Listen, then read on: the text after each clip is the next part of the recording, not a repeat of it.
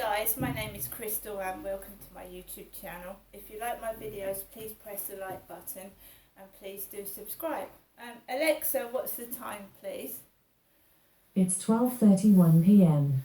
It's 12:31 p.m. and I'm just preparing my lunch. Food for dinner. So first of all, we've got sweet corn twins. This is one of your 5 a day, a source of fibre. It's sweet corn from the co-op.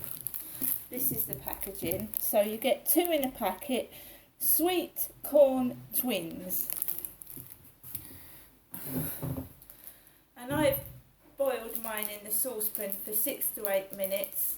You have to remove the packaging, pour over sufficient boiling water to cover, which I have done, and that's been cooked. So we've got sweet corn twins. I've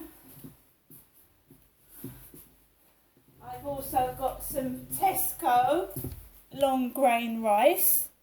So we've got Tesco long grain rice, and it's mild and it's fluffy. It's perfectly cooked, so it's ready to eat hot or cold.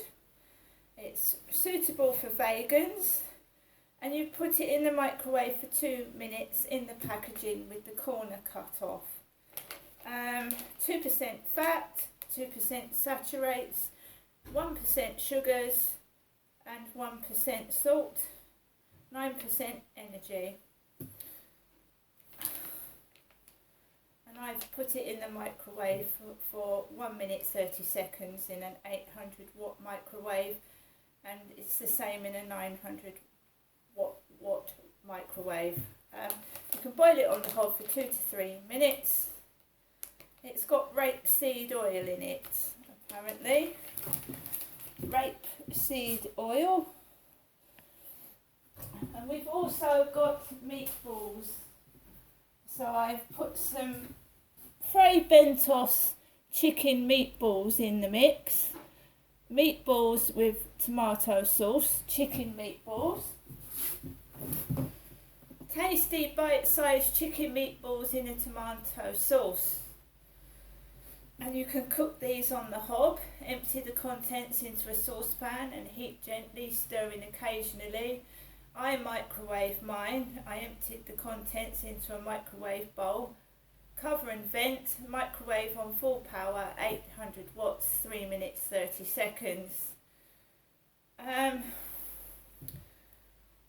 So I always check what's in it and do that because you could be allergic to something that's in the product. So the allergens are wheat and barley, because they always put the allergens in bold letters. So we've got wheat and barley in this. So it serves 2. And this is how I prepared it. This is how I've prepared my lunch. So you see that, meatballs, rice and sweet corn. And now Alexa, exit YouTube.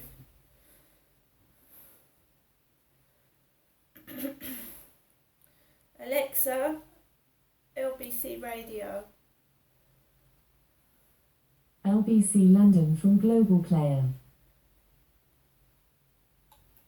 To a stupid television programme, and the popular viewer response to this total madness. It's a shame you haven't watched more of it, James. It would be clearer why he is still in the camp. On the whole, people don't like bullies, and none of those left in are bullies. They have been booted out. Well, I mean, if you're choosing between a bully and someone who many people consider to be responsible for their loved one's death, a bully on a game show, then yeah, you're right. I mean, I don't know if I would have ended up understanding it any better. That's the problem, is that you're engaging in the rubric of a game show when you talk like that. They're in a jungle. There are always going to be some people that are more robust in their treatment of their fellow campmates than others, and there will always be people who call them bullies. But it's the rubric of the game show, and the contention of people like Eileen and me is that there should be some public behaviours too egregious to permit you to be allowed into these environments, into these. Someone will say that's just too awful. You can't put him on a game show because of what he's done. And I don't mean cheating on his wife. and being filmed with his mistress. I mean appalling decisions, appalling absence of clarity and leadership during the entire coronavirus pandemic. Although, in the interest of full disclosure, I thought at the beginning of it all that he was kind of the only one that managed to maintain a semblance of humanity. Good God, how the scales fell from my eyes. Tracy's in Finchley. Tracy, what would you like to say? First of all, I'd like to send loads of love to Eileen. Her call was incredibly moving. Absolutely. Secondly, the dump button didn't work, but it was very funny. Yeah, thanks for that. Let me apologise again for that. Just in the interests of belt and braces, I had obviously tried to remove that from the record, but failed. So my apologies for anybody offended by the description of the camel's appendage. Carry on. Thirdly, my husband and I went for the first time to the Chelsea Flower Show this year, and we walked past Matt Hancock with his girlfriend. Oh. And you know what? We both turned to each other and said, which was the most weird and awful thing. Yes. Bloody hell, he's really good looking. Oh no. And we were, we were Okay. horrified. So that's a bit of perspective. I thought, I couldn't believe he's really handsome and he smelled good. I mean, it was like that bad. Okay. And I was like, You're making me feel a bit poorly now. I know, that's how I felt, and that's how Fair my husband enough. felt. And believe me, my husband doesn't normally notice handsome men. That's how weird it was. This is worse than I feared. I know. Anyway, I think he's very clever, and he's thought about every single word that he's said, every single move that he has made. And I think that there are some dark forces at work getting students who, for a free bar of chocolate, have downloaded the app and voted 5 times for free. But this is at odds with what we're discovering today. The media coverage, the way people are responding, in my inbox, loads of people have fallen for it. No, I haven't fallen for it. I haven't fallen for it. I think he looks like Hugh Laurie as Prince, whatever his name is, in Blackadder. He's got the same facial movement. I think he's absolutely... What, sort of Tim Nice but dim type of sort of... Not even... I think more the But Hugh Laurie's character was nice in Blackadder. You mean the Prince George? No, but he was lovely. Prince George. Yeah, he was, yes, well, but he's got the same sort of weird facial expressions. I think he's just trying desperately to give himself a career after politics.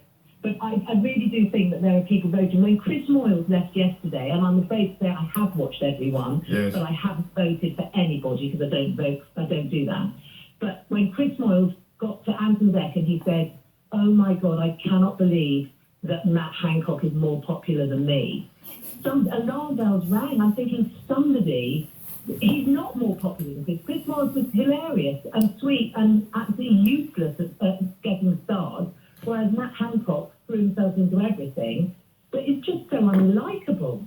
Well, there is a fat constituency of people out there who disagree with you. So here's an example that someone sent me. It's not someone who would ordinarily end up in my timeline. All the votes for Matt Hancock. He hasn't bitched, moaned or bullied a single person in there. He's done all the tasks, remained pleasant and amiable throughout. That's why he's more popular than you, Chris Moyles.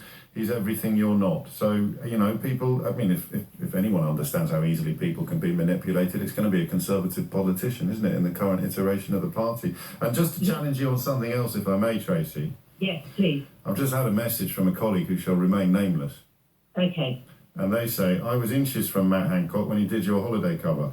He is not good looking. He looks he looks gormless. His mouth is half open all the time." Well, I wasn't that close. He literally walked past me, but I'd be both. Alexa, stop. I'm going to eat the rest of my lunch. Everybody have a good afternoon. See you later.